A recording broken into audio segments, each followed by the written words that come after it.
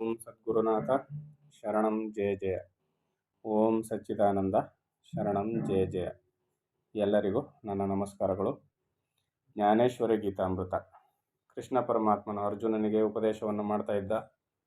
ಸಮಚಿತ್ತವನ್ನು ಉಳ್ಳಂಥ ಜ್ಞಾನಿಯು ಯಾವ ರೀತಿಯಲ್ಲಿ ಇರ್ತಾನೆ ಅಂತ ಉಪದೇಶವನ್ನು ಮಾಡ್ತಾ ಇದ್ದ. ಸಮಬುದ್ಧಿಯುಳ್ಳಂಥ ಯೋಗಿಯು, ಇಂತಹ ಸ್ಥಿತಿಯುಳ್ಳ ಪುರುಷನು ಸ್ನೇಹಿತರಾಗಲಿ, ಶತ್ರುಗಳಾಗಲಿ, ಅಪರಿಚಿತರಾಗಲಿ ಅಥವಾ ಪರಿಚಿತರಾಗಲಿ ಇರುವರೆಂಬ ಭೇದವನ್ನು ಕಲ್ಪಿಸಿಕೊಳ್ಳದೆ ತಟಸ್ಥನಾಗಿರುವನು. ಅವನಿಗೆ ಯಾರನ್ನು ಕಂಡ್ರೇನು, ಯಾರಲ್ಲಿ ಭೇದಗಳಿರುವುದಿಲ್ಲ, ಶತ್ರುತ್ವ ಮಿತ್ರತ್ವಗಳಿರೋದಿಲ್ಲ, ತಾನಾಗಿರ್ತಾನೆ. ಆತ್ಮಸ್ವರೂಪವೇ ನಾನೆಂಬ ದೃಷ್ಟಿ ಉಳ್ಳವನಿಗೆ ಆಪ್ತರು ಅಥವಾ ಶತ್ರುಗಳು ಯಾರಿರಬಲ್ಲರು. ಇವ್ರು ಕಂಡ್ರೆ ಇಚ್ಛೆ, ಇವರು ಇರಲಿ, ಇವರು ಸರಿ ಇಲ್ಲ ಅನ್ನೋ ಅವನಿಗೆ ಭೇದ ಜ್ಞಾನವೇ ಇರೋದಿಲ್ಲ. ಆತನಿಗೆ ಈ ಸರ್ವ ವಿಷಯವು ನಾನಾಗಿರುವನೆಂಬ ನಿಶ್ಚಯ ಜ್ಞಾನವಿರುವುದರಿಂದ ಇಂತಹ ದೃಷ್ಟಿಯಲ್ಲಿ ಉತ್ತಮ ಅಧಮ ಭಾವವು ಹೇಗಿರಬಲ್ಲದು. ಪರುಷಮಣಿಯನ್ನು ಓರೆಗಲ್ಲಾಗಿ ಮಾಡಿಕೊಂಡರೆ ಹೆಚ್ಚು ಕಡಿಮೆಗಳೆಂಬ ಬಣ್ಣವು ಗೋಚರಕ್ಕೆ ಬರದೆ ಸೋಂಕಿದ ಲೋಹಗಳೆಲ್ಲವೂ ಒಂದೇ ಬಣ್ಣದ ಬಂಗಾರವಾಗುವಂತೆ. ಸ್ಪರ್ಶಮಣಿ ಕಲ್ಲು ಅಂತ ಇರ್ತದೆ, ಅದ್ರ ಬಗ್ಗೆ ಕೇಳಿದಿರಲ್ಲ. ಅದನ್ನು ಮುಟ್ಟಿದ್ರೆ ಅದು ಯಾವ ಲೋಹಕ್ಕೆ ಮುಟ್ಟಿದ್ರೂ ಅದನ್ನೆಲ್ಲ ಬಂಗಾರ ಮಾಡಿಬಿಡ್ತದೆ. ಅದು ಇದು ಹೆಚ್ಚಿನದು, ಇದು ಕಮ್ಮಿ ಅದು ಅಂತ ಏನಿಲ್ಲ. ಈ ರೀತಿಯಲ್ಲಿ ಸ್ಪರ್ಶಮಣಿ ಕಲ್ಲಿದ್ದಂತೆ ಇಲ್ಲಿ ಬ್ರಹ್ಮಜ್ಞಾನಿಯು, ಆತ್ಮಜ್ಞಾನಿಯಾದ ಮಹಾತ್ಮನು ಸ್ಥಾವರ ಜಂಗಮಾತ್ಮಕವಾಗಿರುವ ವಿಶ್ವವೆಲ್ಲವನ್ನು ತನ್ನ ಆತ್ಮಸ್ವರೂಪವಾಗಿಯೇ ಕಾಣುವನು. ಅನೇಕ ಪ್ರಕಾರವಾದ ಒಡವೆಗಳು ಕಾಣಿಸುತ್ತಿದ್ದರೂ ಮೂಲ ಸ್ವರೂಪಿಯಾದ ಚಿನ್ನದ ಗಟ್ಟಿಯಲ್ಲಿ ಭೇದವಿರದಂತೆ ವಿಶ್ವವೆಂಬ ಭಿನ್ನ ಭಿನ್ನ ಸಾರತತ್ವವು ಆತ್ಮಜ್ಞಾನಿಗಳಿಗೆ ಚೆನ್ನಾಗಿ ತಿಳಿದಿರುವುದು. ಈಗ ನಾವು ಒಡವೆಗಳ ಆಕಾರಗಳನ್ನ ನೋಡಿ ಅದಕ್ಕೆ ಅನೇಕ ಥರ ಹೆಸರುಗಳನ್ನ ಕೊಟ್ಕೊಂಡಿರ್ತೀವಿ. ಆದರೆ ಮೂಲ ಏನಿದೆ ಅದು ಚಿನ್ನವೇ ಆಗಿರ್ತದೆ. ಅದು ನಮಗೆ ಆಕಾರದ ದೃಷ್ಟಿಯಿಂದ ಬೇರೆ ಬೇರೆ ಹೆಸರುಗಳಾಗಿರ್ತದೆ. ಇಲ್ಲಿ ಕೂಡ ಆತ್ಮಜ್ಞಾನಿಗೆ ಆ ತತ್ವಜ್ಞಾನವು ಎಲ್ಲೆಲ್ಲೂ ತುಂಬಿಕೊಂಡಿರೋದು ಕಾಣಿಸ್ತದೆ. ಆಕಾರ ವಿಕಾರಗಳು ಯಾವುವು ಅವನ ಕಣ್ಣಿಗೆ ಕಾಣಿಸ್ಕೊಳ್ಳೋದಿಲ್ಲ. ಇದನ್ನರಿತ ಜ್ಞಾನಿಗಳು ಹೊರಗಿನ ವಿಷಯಗಳ ಭ್ರಾಂತಿಯಲ್ಲಿ ಬೀಳೋದಿಲ್ಲ. ಹೌದು ತಾನೆ? ಒಬ್ಬ ಚಿನ್ನದ ವ್ಯಾಪಾರಿ ನಾವು ಬೇಕಾದ ರೀತಿಯಲ್ಲಿ ಆಕಾರಗಳನ್ನ ಮಾಡಿಸ್ಕೊಂಡು ಚಿನ್ನ ತಗೊಂಡೋದ್ರು ಅವನ್ನ ಚಿನ್ನವಾಗಿಯೇ ನೋಡ್ತಾನೆ ಹೊರತು ಇದನ್ನು ಚಿನ್ನ, ಇದು ಓಲೆ, ಜುಮ್ಕಿ, ಇದು ಬಳೆ ಅಂತ ಏನಾದ್ರು ನೋಡ್ತಾನೆ? ಕೇವಲ ಚಿನ್ನವಾಗಿಯೇ ನೋಡ್ತಾನೆ ಅವನು. ಅದರ ಕ್ವಾಲಿಟಿ ಏನಿದೆ ಅದನ್ನು ಮಾತ್ರ ಚೆಕ್ ಮಾಡ್ತಾನೆ. ಇಲ್ಲಿಯೂ ಕೂಡ ಆತ್ಮಜ್ಞಾನಿ ಸಕಲವನ್ನು ತನ್ನಂತೆ ಆತ್ಮಜ್ಞಾನದಲ್ಲೇ ನೋಡ್ತಾನೆ ಹೊರತು ಅದರ ವಿಕಾರಗಳನ್ನ, ಆಕಾರಗಳನ್ನ, ಅದರಲ್ಲಿರ್ತಕ್ಕಂಥ ಅನೇಕ ಭಿನ್ನ ಭಿನ್ನತೆಯನ್ನು ಅವನು ನೋಡೋದಿಲ್ಲ.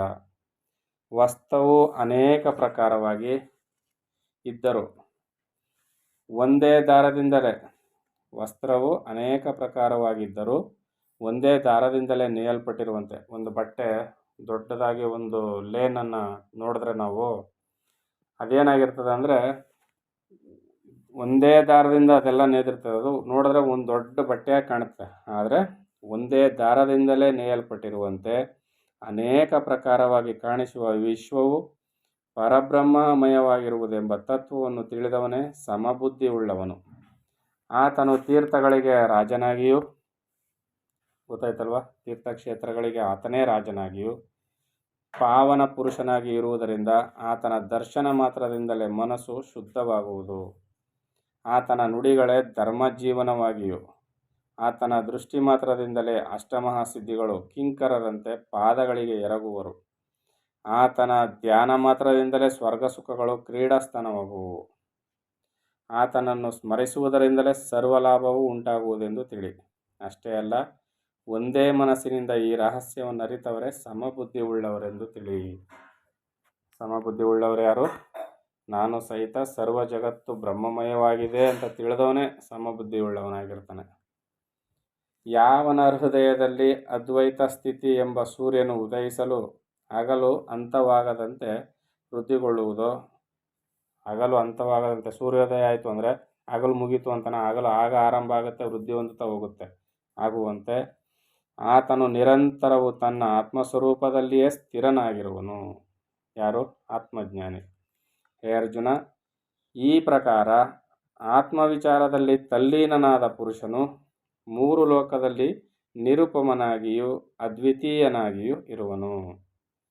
ಈ ಪ್ರಕಾರ ಸಿದ್ಧ ಪುರುಷರ ಲಕ್ಷಣವನ್ನು ಹೇಳುತ್ತಾ ತನಗಿಂತಲೂ ಅವರನ್ನು ಹೆಚ್ಚಾಗಿ ಗೌರವಿಸಿದನು. ಕೃಷ್ಣ ಏನು ಮಾಡ್ದ, ಈ ರೀತಿಯಲ್ಲಿ ಜ್ಞಾನಿ ಪುರುಷರ ಲಕ್ಷಣವನ್ನು ಹೇಳ್ತಾ ತನಗಿಂತಲೂ ಅವರನ್ನು ಹೆಚ್ಚು ಗೌರವದಿಂದ ಕಾಣುವುದಕ್ಕೆ ಶುರು ಮಾಡ್ದ.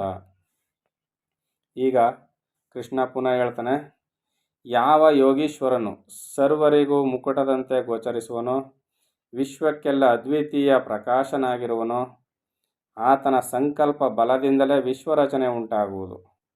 ಓಂಕಾರವೆಂಬ ಪೇಟೆಯಲ್ಲಿರುವ ನಿಗಮಾಗಮಗಳು ಎನ್ನುವ ವಸ್ತ್ರರಾಶಿಯು ಜಗಜಗಿಸುವಂಥದ್ದಿದ್ದರೂ ಭಗವಂತನ ಯಶಸ್ಸನ್ನು ವಿಸ್ತರಿಸಲಾಗದೆ ಸಂಪೂರ್ಣವಾಗಿ ಆಚ್ಛಾದಿತನಾಗದೆ ಸೋತವು. ಆತನ ತೇಜಸ್ಸಿನ ಮುಂದೆ ಸೂರ್ಯಚಂದ್ರ ತೇಜಸ್ಸು ಅಡಗುವುದು. ಆತನ ಪ್ರಕಾಶವಿಲ್ಲದಿದ್ದರೆ ಜಗತ್ತಿನ ಆಟವೇ ಸಾಗದು. ಹೇ ಅರ್ಜುನ, ಇಷ್ಟೇ ಅಲ್ಲ, ಆತನ ನಾಮಾವಳಿಯ ಮುಂದೆ ಅಸೀಮವಾದ ಆಕಾಶವೂ ಸಹ ತುಚ್ಛವೆನಿಸುವುದು. ನೋಡಿ, ಆತನ ನಾಮಾವಳಿಯ ಮುಂದೆ, ಪರಮಾತ್ಮನ ಹೆಸರಿನ ಮುಂದೆ ಅಸೀಮವಾದ ಆಕಾಶ ಅಂದರೆ ಬಾರ್ಡ್ರೇ ಇಲ್ಲದೆ ಇರತಕ್ಕಂಥ ಆಕಾಶವು ಕೂಡ ತುಚ್ಛವಾಗಿ ಕಾಣ್ತದಂತೆ.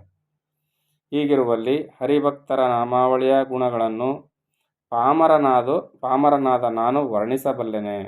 ಹರಿಭಕ್ತರ ನಾಮಾವಳಿಯನ್ನು ಈ ರೀತಿ ಪುರುಷೋತ್ತಮನಾದ ಗೋಪಾಲಕೃಷ್ಣನು ಸಜ್ಜನರನ್ನು ಸ್ತುತಿಸಿದನು. ಕೃಷ್ಣ ಪರಮಾತ್ಮನೇ ಸಜ್ಜನರನ್ನ ಈ ರೀತಿಯಲ್ಲಿ ಹರಿಭಕ್ತರನ್ನ ಸ್ತುತಿಸ್ತಾ ಇದ್ದಾನೆ. ಹರಿಭಕ್ತರು ಅಂದರೆ ಹರಭಕ್ತರಿಗೆ ಬೇರೆ ಅಂತ ಅಲ್ಲ, ಪರಮಾತ್ಮನ ನಾಮಾವಳಿಯನ್ನು ಯಾರು ಭಕ್ತಿಯಿಂದ ಕೊಂಡಾಡ್ತಾರೋ ಅವರ ಲೆವೆಲ್ ಯಾವ ರೀತಿಯಲ್ಲಿ ಇದೆ ಅಂತ ಇಲ್ಲಿ ಕೃಷ್ಣ ಹೇಳ್ತಾ ಇದ್ದಾನೆ.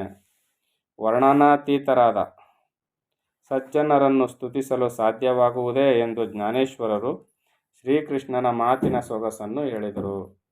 ಏನು ಹೇಳ್ತಾ ಇದ್ದಾರೆ ಅಲ್ಲಿ? ವರ್ಣನಾತೀತರಾದ, ವರ್ಣಿಸೋದಕ್ಕೆ ಸಾಧ್ಯವಿಲ್ಲದಷ್ಟು ಯೋಗ್ಯತೆಯನ್ನು ಪಡೆದುಕೊಂಡವ್ರು ಯಾರು? ಸಜ್ಜನರು.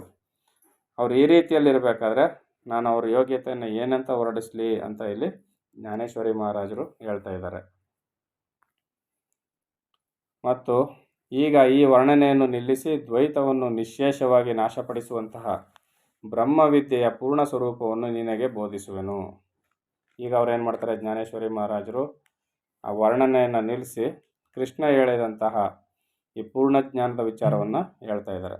ಆಗ ಶ್ರೀಕೃಷ್ಣನು ಅಹಂ ಬ್ರಹ್ಮಾಸ್ಮಿ ಎಂಬ ಸ್ಥಿತಿಯಲ್ಲಿ ಮುಳುಗಿ ಮೋಕ್ಷ ಸುಖವನ್ನು ಅನುಭವಿಸುತ್ತಿರುವವರ ಪ್ರೇಮವು ನನ್ನ ಪ್ರೇಮಕ್ಕೆ ಸಮವಾಗಲಾರದೆಂದು ಭಾವಿಸುತ್ತೇನೆ.